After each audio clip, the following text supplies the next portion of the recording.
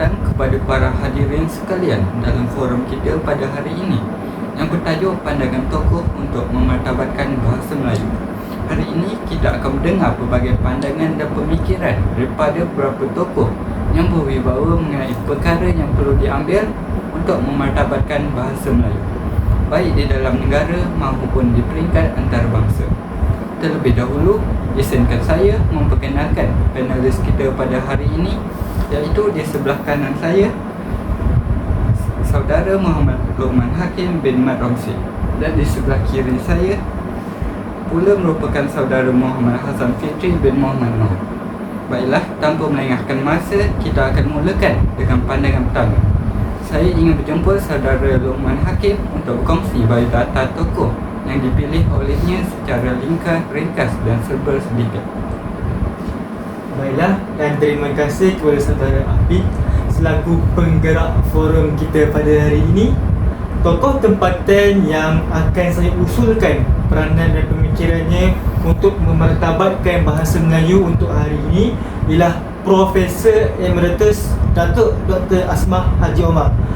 Sebelum saya teruskan perbincangan kita dengan lebih lanjut, tak kenal maka tak cerita. Oleh itu lebih baik kita mengenal dahulu serba sedikit tentang biodata tokoh tersebut. Okey. Nama sebenar beliau ialah Asmah binti Omar. Beliau pakar Nahu Bahasa Melayu dan tokoh terkenal dalam bidang perancangan bahasa.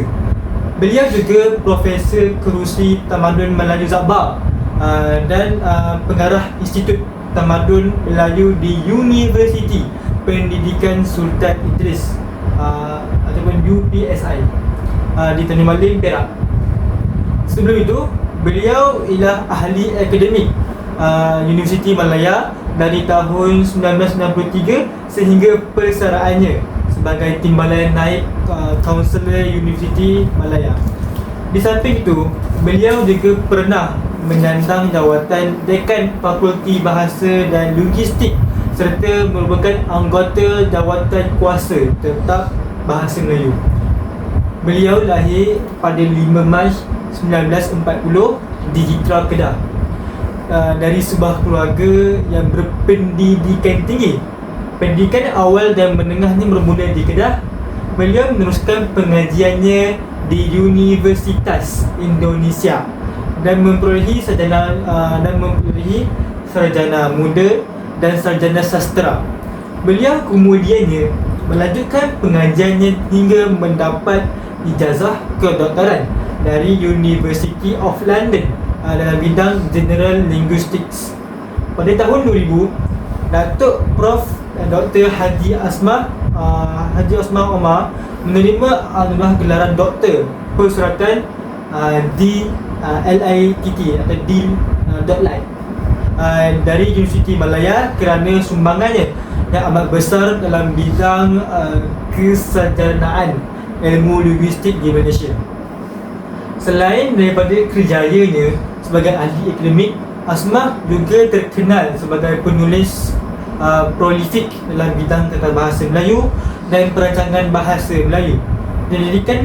Penyelidikan utamanya termasuk uraian bahasa-bahasa aslian, khususnya bahasa Ken Takbong di Baling Kedah dan bahasa Mahmeri Sepang Selangor, dan juga sosial linguistik, etnolinguistik dan linguistik sejarah di dunia Melayu. Bagaimanapun, bidang penyelidikannya tidak terhad kepada Semenanjung Malaysia. Asmah juga menjalankan banyak penyelidikannya tentang bahasa-bahasa orang asli di Sabah dan Sarawak. Beliau telah menerbitkan banyak makalah tentang bahasa-bahasa tersebut. Tetapi dua pencapaiannya yang terutama daripada segi ini merupakan The Iban Language of Sarawak, A Grammatical Description Bahasa Iban Sarawak, Uraian dan Kenahuan, sebuah tesis kedoktoran yang diserahkan kepada University of London pada tahun 1969 dan diterbitkan oleh Dewan Bahasa dan Pustaka pada tahun 1991. Dan yang kedua adalah The Malay Peoples of Malaysia and Their Language, orang Melayu Malaysia dan bahasa-bahasanya. Akhir sekali, Karya beliau terlalu banyak dan salah satunya ialah Nahu Melayu Muktahir, Susul Galur Bahasa Melayu, Riwayat Ungku Aziz, Jabar Ahli Fikir dan Ahli Bahasa, Kajian dan Perkembangan Bahasa Melayu Saintifik, Teori Asas Nahu, Bahasa Mahmeri dan lain-lain. Itu sahaja dari saya. Terima kasih panel pertama kita, iaitu Saudara Luqman Hakim. Kini saya ingin menjemput ahli panel kita yang kedua, iaitu Saudara Hasan, untuk berkongsi biodata tokoh yang seterusnya dalam memartabatkan bahasa Melayu. Baiklah, terima kasih Saudara Apin selaku moderator forum kita pada hari ini. Tokoh tempatan yang akan saya bahaskan, peranan dan pemikirannya untuk memartabatkan bahasa Melayu untuk hari ini ialah Munshi Abdullah. Sebelum saya teruskan perbincangan kita pada hari ini, sebaiknya kita mengenal dahulu sedikit biodata tokoh ini. Nama sebenar beliau ialah Abdullah bin Abdul Qadir Munshi. Beliau dilahirkan pada Ogos 1796 di Kampung Ketek, Melaka. Beliau juga pemikir Melayu yang berketurunan Arab dan India. Beliau juga dikenali sebagai cendekiawan Melayu yang menerima gelaran Munshi ketika berusia 11 tahun apabila mengajar tentera-tentera Melayu di Melaka. Selain itu, zaman Abdullah Munshi merupakan zaman permulaan perkembangan bahasa Melayu moden. Beliau memainkan peranan yang penting sebagai seorang guru dan juga jurutulis. Mari kita pergi kepada jawatan dan pencapaian beliau. Pada tahun 1815, beliau menjadi jurutulis dan penyalin bagi Stanford Raffles dan penterjemah kitab Injil dan teks lain untuk London Missionary Society. Beliau juga pernah menjadi guru bahasa Melayu kepada askar-askar India. Seterusnya, pada tahun 1821 hingga 1822, beliau menjadi penyunting terbitan bahasa Melayu berbentuk majalah pertama, iaitu Bustan Arifin. Antara karya-karya beliau yang diterbitkan ialah Hikayat Kalilah wa Daminah, iaitu terjemahan bahasa Tamil pada tahun 1835, Kitab Adat Segala Raja-Raja Melayu dalam Segala Negeri pada tahun 1837, Kisah Pelayaran Abdullah bin Abdul Qadir Munshi dari Singapura sampai ke Kelantan pada tahun 1838, dan Hikayat Abdullah pada tahun 1849. Itu sahaja. Terima kasih Saudara Hasan atas perkongsian biodata tokoh Munshi Abdullah yang begitu mendalam dan jelas. Sekarang saya ingin menjemput ahli panel kita, iaitu kembali kepada Saudara Luqman Hakim untuk menceritakan dengan lebih mendalam berkenaan sumbangan tokoh yang begitu berwibawa, iaitu Hasmah Haji Omar dalam bidang bahasa. Terima kasih Saudara moderator. Sumbangan Hasmah Haji Omar dalam bahasa ini terlalu banyak. Hasmah Haji Omar banyak memberi sumbangan dalam bidang bahasa. Antaranya beliau menulis buku-buku dalam bidang tata bahasa sebagai rujukan masyarakat. Pada hari ini contohnya Nahu Melayu Muktahir pada tahun 1980. Beliau turut menerbitkan buku tentang perkembangan sejarah di Malaysia. Beliau juga banyak menjalankan penyelidikan dan kajian tentang bahasa orang asli di Sabah dan Sarawak. Itu saja. Sekarang saya ingin menjemput ahli panel kita yang lain pula, iaitu Saudara Hasan, untuk menceritakan dengan lebih lanjut berkenaan sumbangan tokoh yang begitu berwibawa, iaitu Munshi Abdullah dalam bidang bahasa. Baiklah. Munshi Abdullah juga memberi sumbangan dalam bidang bahasa. Antaranya, beliau telah menghasilkan karya pertamanya pada tahun 1830 yang bertajuk Syair Singapura Terbakar. Beliau membuktikan bahawa perkembangan bahasa Melayu juga boleh melalui dalam bidang penulisan seperti karya kesusasteraan. Malahan, beliau juga menyedari betapa pentingnya buku nahwu bahasa tersebut. Selain itu, Beliau menghasilkan karya yang memiliki unsur pengkritikan terhadap etika penggunaan bahasa dan budaya. Karya yang dihasilkan dianggap sebagai pemula kepada bahasa Melayu moden. Terima kasih atas penerangan mengenai sumbangan yang begitu besar oleh tokoh-tokoh tersebut kepada negara, khususnya dalam bidang bahasa Melayu ini. Kita telah mendengar penjelasan yang sangat bermakna dalam panelis kita pada hari ini dari cara untuk memartabatkan bahasa Melayu. Seterusnya, saya ingin mengajak setiap panelis untuk memberikan saranan apakah peranan rakyat Malaysia dalam memartabatkan bahasa Melayu mengikut pemikiran tokoh-tokoh yang begitu arif. Mari kita dengarkan daripada kedua-dua ahli panel kita untuk membincangkan perkara ini. Terlebih dahulu, saya mempersilakan Saudara Luqman. Terima kasih saudara moderator. Peranan dan pemikiran Asmah Haji Omar dalam memartabatkan bahasa Melayu. Menurut Asmah Haji Omar, susur galur dan pemahaman mengenai bahasa Melayu yang lengkap adalah melalui ensiklopedia bahasa Melayu, di mana ia merupakan sumber utama perkembangan bahasa Melayu dari segi sejarah, ejaan, nahu, tulisan dan ragam bahasa. Mengikut pandangan sarjana ini, bahasa Melayu adalah bahasa rumpun Austronesia yang mempunyai 4 keluarga, iaitu Indonesia, Melanesia, Mikronesia dan Polinesia. Bahasa-bahasa dalam keluarga Indonesia. Tidak diketepikan juga, Asmah Haji Omar turut memberi olahan tentang beberapa prinsip formologi yang melandasi analisis Zakbar tentang sistem ejaan bahasa Melayu, seperti keutamaan ucapan di atas tulisan, iaitu kewujudan bunyi mendahului tulisan dan huruf sebagai lambang untuk bunyi serta hubungan antara fikiran dengan mekanisme bahasa. Akhir sekali, beliau memberikan pendapat bahawa wacana akademik merupakan hasil kreatif yang menggabungkan faktor-faktor bahasa psikologi dan sosio-retorik. Pembahagian teks secara tradisional dapat dilaraskan dengan meletakkan teks akademik dalam golongan penulisan deskriptif yang tidak tepat. Terima kasih Saudara Luqman.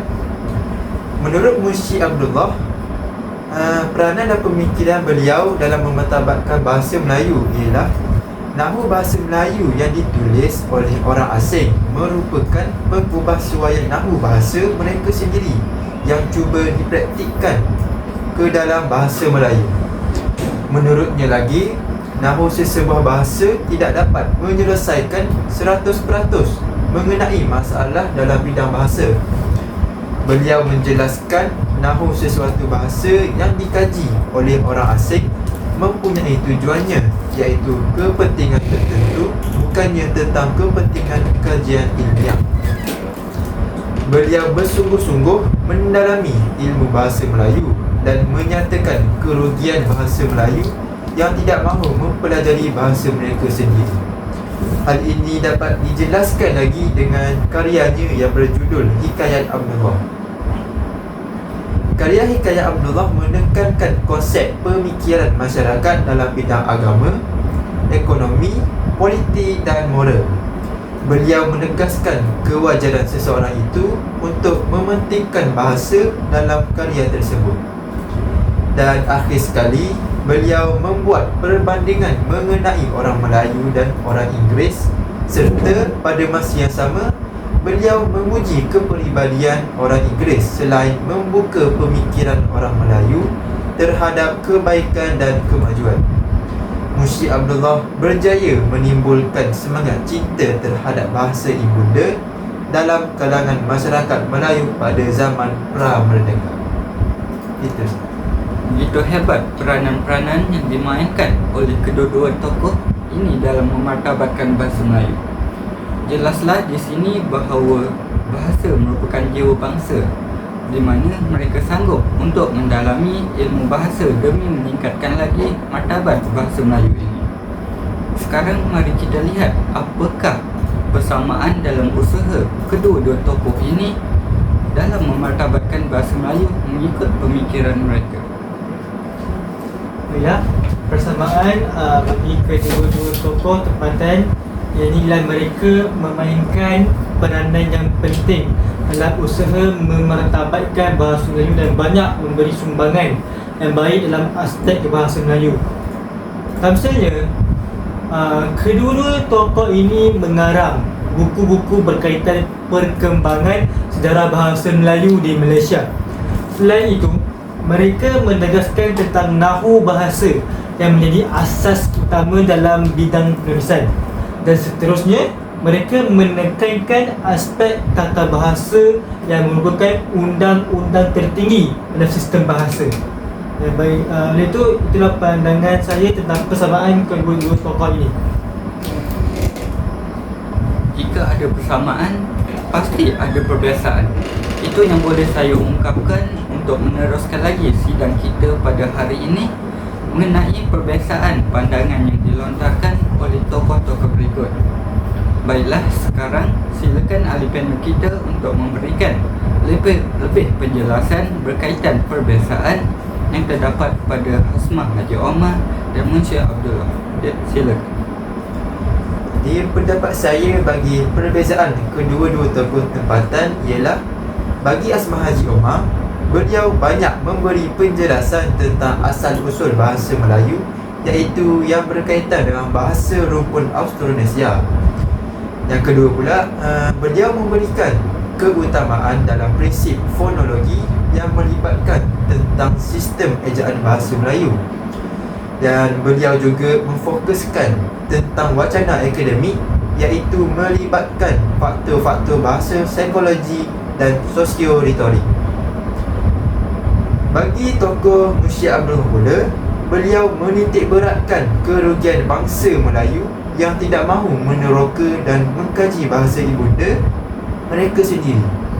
Beliau juga menekankan konsep pemikiran masyarakat dalam aspek agama, ekonomi, politik dan sosial. Dan akhir sekali, beliau juga melakukan perbezaan tentang orang Melayu dan orang Inggeris pada zaman dahulu. Terima kasih kepada kedua-dua panel kita ke atas perkongsian biodata, sumbangan dan peranan pemikiran tokoh yang dipilihnya. Oleh itu, tamatlah sudah perbincangan mengenai pandangan tokoh tempatan dalam memartabatkan bahasa Melayu.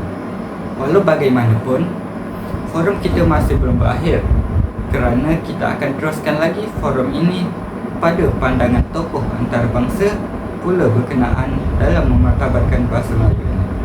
Diminta untuk ahli panel kita untuk meneruskan perbicaraan ini. Silakan. Baiklah, terima kasih diucapkan kepada saudara Afiq.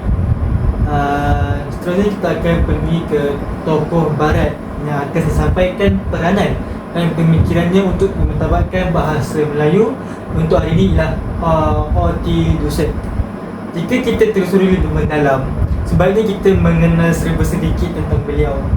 Nama sebenar beliau ialah Ormond Theodore Duset.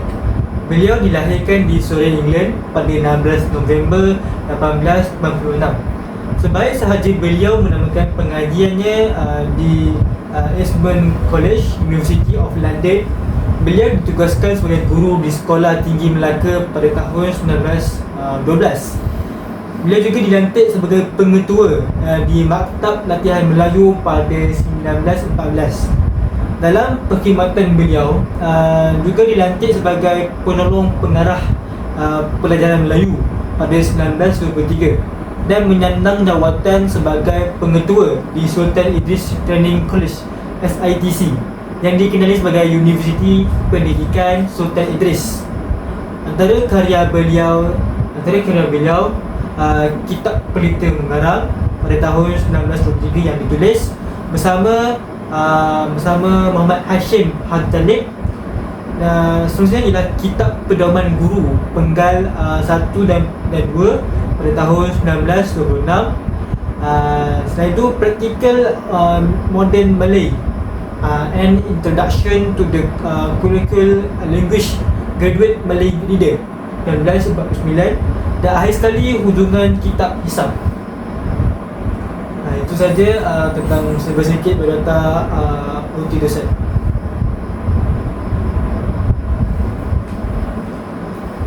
Dan bagi saya, tokoh barat seterusnya ialah R.O. Wisdom. Sebelum saya teruskan perbincangan kita pada hari ini, sebaiknya kita mengenal dahulu sedikit biodata tokoh ini. Nama sebenar beliau ialah Richard Olaf Wisdom. Beliau dilahirkan pada 2 Ogos 1878 di kota Oxford di England. Ayahnya berasal dari Sweden dan telah menjadi rakyat Britain. Untuk pengetahuan semua, beliau mendapat pendidikan di Magdalen College School di New College, Oxford. Beliau merupakan seorang orientalis yang berkhidmat di tanah Melayu sebagai mentadbir British bermula tahun 1902 hingga 1935. Dan selain itu, beliau merupakan individu yang banyak mengkaji mengenai masyarakat di tanah Melayu, khususnya yang beragama Islam. Betapa hebatnya beliau. Itu sahaja. Begitu jelas ya biodata yang telah diterangkan sebentar tadi tentang tokoh yang dipilih oleh mereka, iaitu O.T. Dosek dan R.O. Wisdom. Tokoh-tokoh ini begitu hebat dalam membuat penilaian bahasa walaupun bukan berbangsa Melayu atau penduduk tetap tanah Melayu, tapi mereka begitu bijak dalam mengarang sesuatu bahasa termasuklah bahasa Melayu. Seperti tokoh tempatan tadi, pasti setiap tokoh ini mempunyai peranan dan pemikiran masing-masing dalam memartabatkan bahasa Melayu, bukan sahaja di tanah Melayu, malah meliputi seluruh dunia. Jadi, apa pendapat ahli-ahli panel mengenai perkara ini? Baiklah, terima kasih. Saya akan terangkan tentang peranan dan pemikiran O.T. Dosek dalam pengembangan bahasa Melayu. Dalam kaitan saya, O.T. Dosek memainkan peranan dan pemikiran yang penting dalam sistem pendidikan di tanah Melayu. Contohnya, beliau telah menubuhkan Jabat Karang Mengarang di SITC pada tahun 1922 bersama dengan Zabah, dengan pembiayaan negeri-negeri Selat dan negeri-negeri Melayu bersekutu. Namun, Jabat Karang Mengarang hanya beroperasi sehingga 1997 sahaja apabila peranannya diambil alih oleh Dewan Bahasa dan Pustaka. Di sini saya nak terangkan tentang sedikit tentang Jabat Karang Mengarang ni yang ditubuhkan oleh O.T. Dosek dengan Zabah. Jabat Karang Mengarang ini lebih menumpukan perhatian kepada penerbitan buku-buku sekolah Melayu dan kegiatan menterjemah buku. Di samping penerbitan buku-buku umum sehingga 1991, badan ini berjaya menerbitkan 85 judul buku teks sekolah, dan sehingga 1997 pejabat ini berjaya menerbitkan 64 buah buku terjemahan untuk perpustakaan sekolah dan bacaan umum. Contohnya cerita-cerita Sherlock Holmes, Sang Nomeri dengan Lampu Ajaib, cerita-cerita dari Istana Alhambra dan sebagainya. Penterjemahan dilakukan oleh Abdul Qudus Muhammad, Abdul Rahman Yusof, Yazid Ahmad dan Ahmad Murad Nasruddin. Akhir sekali diterbitkan oleh Zabah sendiri, iaitu Zainal Abidin Ahmad. Itu saja peranan O.T. Dosek. Terima kasih kepada panel pertama atas lontaran yang begitu mendalam peranan yang digalas oleh O.T. Dosek. Daripada apa yang dibicarakan tadi, beliau telah berjaya menerbitkan pelbagai jenis buku hasil pada kerjasama yang dilakukannya. Baik, apa pula peranan tokoh yang dipilih oleh saudara Hisam? Baiklah, saya akan menerangkan peranan dan pemikiran R.O. Wisdom dalam memartabatkan bahasa Melayu. Yang pertama ialah peranan. R.O. Wisdom memainkan peranan yang penting dalam menentukan hala tuju sistem pendidikan di tanah Melayu. Contohnya, beliau telah menubuhkan Sultan Idris Training College yang kini dikenali sebagai Universiti Pendidikan Sultan Idris, iaitu UPSI, di Tanjung Malin. Institut ini bertujuan untuk melahirkan guru Melayu yang berpendidikan tinggi. Selain itu, beliau banyak memberi sumbangan dalam bidang bahasa dan juga kesusasteraan. Hal ini berperanan untuk menangani pendidikan orang Melayu. Beliau juga menjadi penyebab ribuan kanak-kanak Melayu telah mendapat pendidikan di sekolah. Seterusnya, beliau mewujudkan jawatan penolong pengarah pelajaran khusus untuk menangani pendidikan orang Melayu. Perkara ini telah menunjukkan kesungguhan bahawa R.O. Winstead dalam menangani isu pendidikan ini pada orang Melayu. Beliau juga merupakan individu yang pertama yang menyandang jawatan ini. Seterusnya, beliau juga menghasilkan karyanya sendiri. Contohnya The Malays, A Culture History pada tahun 1947. Yang kedua, An English Malay Dictionary, iaitu pada tahun 1914 hingga 1917. Dan yang ketiga, Dictionary of Colloquial Malay pada tahun 1920. Bagi pemikiran R.O. Winstead pula, R.O. Winstead menggunakan pemikiran funksionalisme apabila pihak penjajah British sedar bahawa Islam adalah sesuatu kepercayaan yang mempunyai kedudukan tertinggi dalam masyarakat Melayu dan sebarang penghinaan terhadap agama Islam akan menyebabkan penentangan terhadap British. Yang kedua, beliau menggunakan pendekatan pemikiran humanisme yang mengkaji dan menilai manusia dengan merangkumi tingkah laku dan pegangan agama serta sudut pandangan yang bebas bagi memenuhi kriteria penyelidikan yang bersifat kritis. Yang ketiga, beliau menggunakan pendekatan pemikiran sejarahism yang mengutamakan sudut pandangan yang bebas dalam memahami sesuatu fakta sejarah dan kebergantungan sepenuhnya dengan akal untuk mencari jawapan. Bukan itu juga, R.O. Winstead telah menerbitkan 85 buah buku bacaan sekolah di bawah Malay School Sumbangan Series. Beliau juga menghasilkan buku tentang bahasa Melayu. Contohnya, Colloquial Malay, A Simple Grammar with Conservations pada tahun 1920. Yang kedua, A Dictionary of Colloquial Malay English and English Malay, juga pada tahun 1920. Karya yang dihasilkan oleh R.O. Winstead ini disimpan dan direkod di School of Oriental and African Studies, iaitu SOAS, di London bagi memelihara khazanah berharga yang dihasilkan olehnya sepanjang tempoh perkhidmatan di tanah Melayu mengenai masyarakat yang meliputi 4 aspek, iaitu sejarah, agama, budaya dan juga bahasa. Itu sahaja. Terima kasih ahli panel yang kedua atas penjelasan yang begitu penting sebentar tadi. Sekarang sudah terang lagi bersuluh bahawa sebenarnya tokoh-tokoh ini penting supaya usaha dalam memartabatkan bahasa Melayu menjadi kenyataan.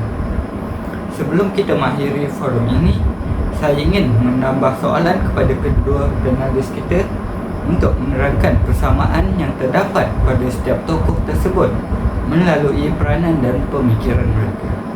Ya, persamaan kedua-dua tokoh barat bagi peranan dari segi peranan, yang pertama, sumbangan kepada sastera. Kedua-duanya memberi sumbangan yang signifikan kepada perkembangan sastera Melayu, sama ada melalui kajian, penterjemahan dan penulisan.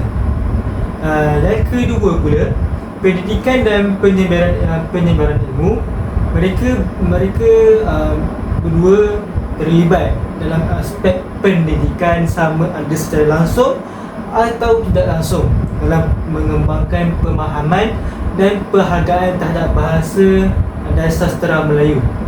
Dan yang terakhir, peranan mereka ialah pendorong perkembangan. Mereka berperanan sebagai pendorong dalam mengembangkan minat dan kesedaran masyarakat terhadap sastera dan bahasa Melayu, serta berusaha untuk menjadikan bahasa Melayu lebih relevan pada masa hadapan. Itu saja persamaan peranan mereka berdua. Bagi pemikiran persamaan pemikiran bagi kedua-dua tokoh barat ini ialah yang pertama, pendidikan bahasa dan kesusasteraan. Kedua-duanya berkomitmen terhadap pengajaran dan pengembangan bahasa Melayu. Dan akhir sekali ialah penyelidikan dan penulisan. Mereka menghasilkan karya yang menyumbang kepada pemahaman dan pengkajian bahasa dan sastra Melayu. Terima kasih kepada semua penalis atas pandangan yang sangat bernas dan bermanfaat. Semoga forum hari ini memberi inspirasi kepada kita semua untuk terus menjadi tunjang dalam memartabatkan bahasa Melayu. Sekian, terima kasih.